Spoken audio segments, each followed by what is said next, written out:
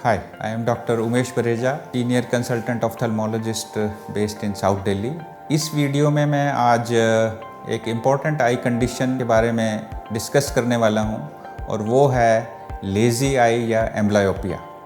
अब लेज़ी आई या एम्ब्लायोपिया का मतलब ये है कि हमारी एक या दोनों आइज़ ये वीक रह जाती हैं चाइल्डहुड से।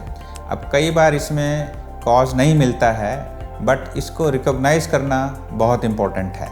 और जो इम्पॉर्टेंट फैक्टर्स लेज़ी आई के लिए हैं, नंबर 1 इज़ रिफ्रैक्टिव एरर। अब रिफ्रैक्टिव एरर का ये मतलब है कि अगर एक तरफ नंबर ज़्यादा है और दूसरी तरफ कम है, तो जिस तरफ नंबर ज़्यादा है उस तरफ एम्ब्लायोपिया या लेज़ी आई होने के चांसेस बढ़ जाते हैं।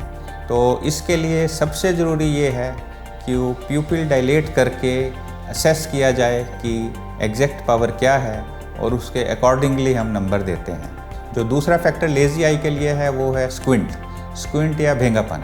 इसमें क्या होता है कि आँख एक तरफ घूम जाती है और जिस तरफ ये घूमती है वो वीक रह जाती है।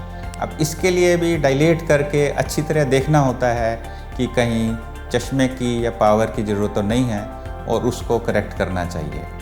जो तीसरा फैक्टर है, कई बच्चों में ऊपर की पलक नीचे खिसक जाती है, कई बार ये बाई बर्थ भी होता है।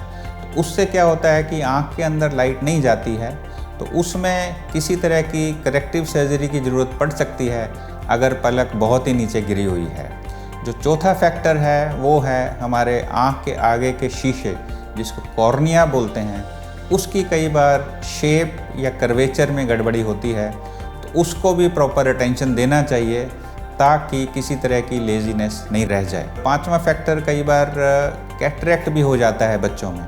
इनफैक्ट कई बार कैटरेक्ट बाई बर्थ भी होता है, तो उसमें भी लेज़ीनेस होने के चांसेस होते हैं। तो आजकल तो बच्चों में cataract within 2 to 3 months of age भी ऑपरेट हो जाता है ताकि जो आई साइट है वो प्रॉपर डेवलप कर सके।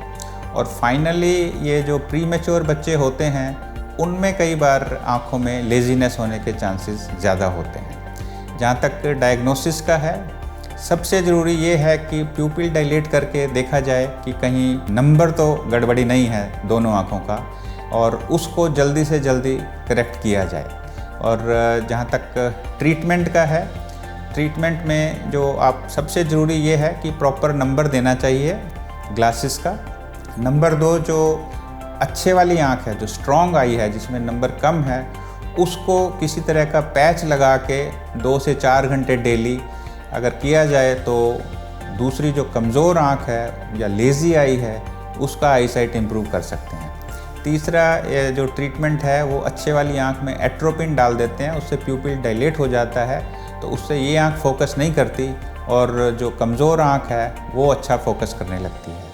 चौथा, आजकल कुछ तरह के सॉफ्टवेयर्स भी चले हुए हैं, कंप्यूटर सॉफ्टवेयर में आप आई साइट इम्प्रूव कर सकते हैं।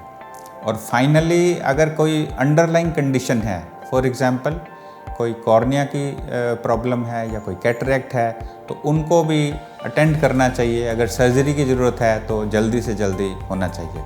सो टू समराइज़, जो लेज़ीनेस ऑफ आई है ये ज़्यादा कॉमन तो नहीं है, but it should not be ignored. बच्चों का जो फर्स्ट चेकअप है, it should be done at the age of 4 to 5 years. Even if child is not complaining of any eyesight issue, one must check the eyesight at the age of 4 to 5 years, ताकि अगर कोई laziness की tendency है तो उसको attend किया जा सके। So I hope you find my video useful. I will request you to subscribe to my channel to have such information videos at your disposal, and I will also request you to share them to the maximum. Thank you.